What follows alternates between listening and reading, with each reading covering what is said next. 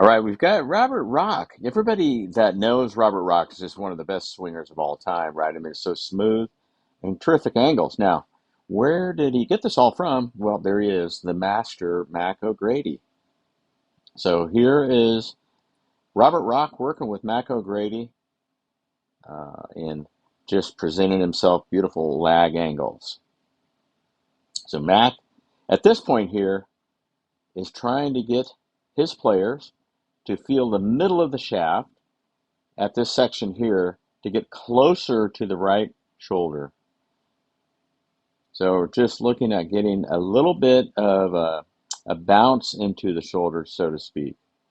So this way, you'll notice right there. So allowing the wrist to cock just a bit more by lightening the grip tension in the hands. You want to keep them, soften them up there. And you can see the gravity of the club and the weight of the mass of the club, which is slightly above that arrow, starts to go, you could say to the tank top strap, the shoulder, something where it feels like it's bouncing a little closer. Now from down this way, there's some angles coming down now where he's got the club and hands down there past P5, down there past, way past left arm parallel, and its club is still on the right side of the hands, and that's where the lag lives, right? You guys all know that. So Mac is sitting here and Robert is just not even hitting balls. He's just brushing grass. So you guys out there that have not done much of that at all, you need to go over and over and over. He's getting him the okay right there. You can see he's chatting with him. The audio was no good here. It was broken up, so I just took it out. So yeah, he's making sure, that he has the setting of the wrists starting a bit early, but he's not. If you notice, this is kind of a big thing. I'm going to zoom in on this, guys. So a big thing out there would be that, how about like pushing your shoulder down, okay? Or pushing your handle down, right? So the club head cocks up if you push it down. Well, you can see Robert's releasing the club back, but the butt end of the club is not shoving down between his feet.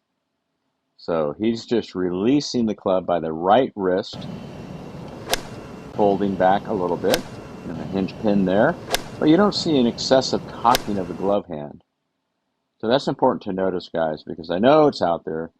The shoulder, as Mr. O'Grady would say, should be working its way down this way.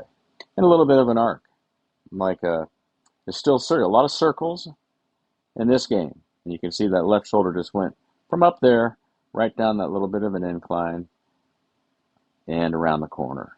So just kind of setting you guys apart from the others that might not understand really what is going on. And if you think about shoving the handle down, you're going to be throwing your torso out of shape and lowering your head.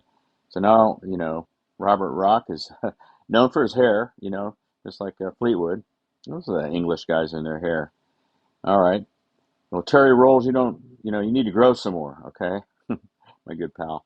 Anyway, here he is again, Robert Rock lagging that club back down on his shoulder here. Beautiful action there.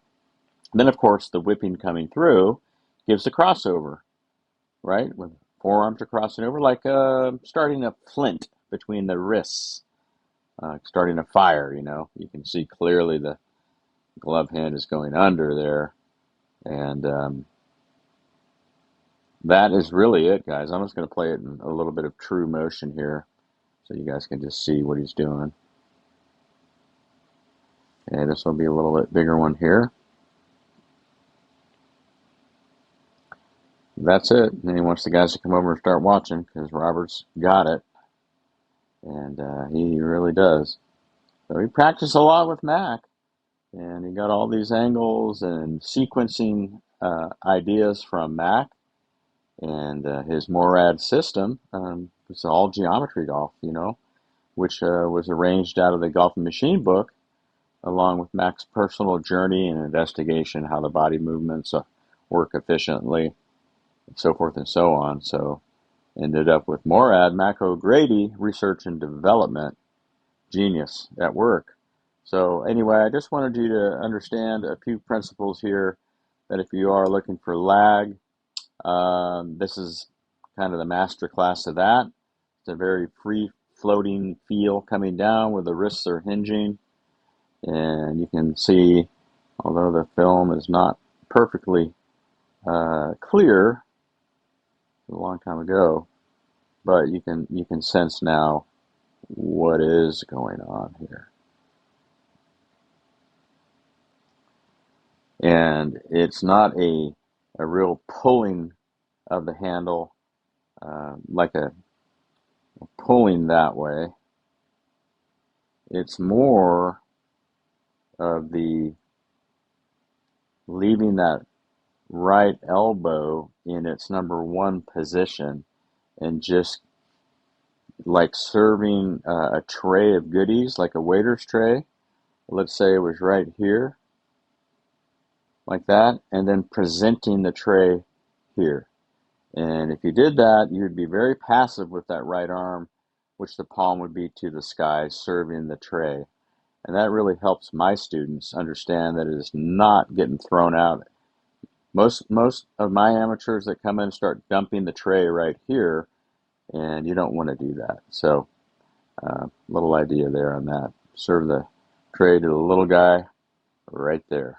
He's about 2 feet high. And then let it all ravel through. All right, so you signed up for Morad. That's awesome. GRADY, one of the hardest hitting golf ball that I've ever heard in my 2003 school with him, Vegas. So what you're going to learn here is how to set your body on the ground, how to get your center of balance, your center of gravity, as we say, pivoting, keeping yourself organized with your head, the wrist joints, how they set, to accelerate the club down with the pivot train. Right side coming through, elbow, hip, shoulder, everything accelerating through with a bunch of speed and balance. Mac looked the smoothest as anybody, like a Ben Hogan.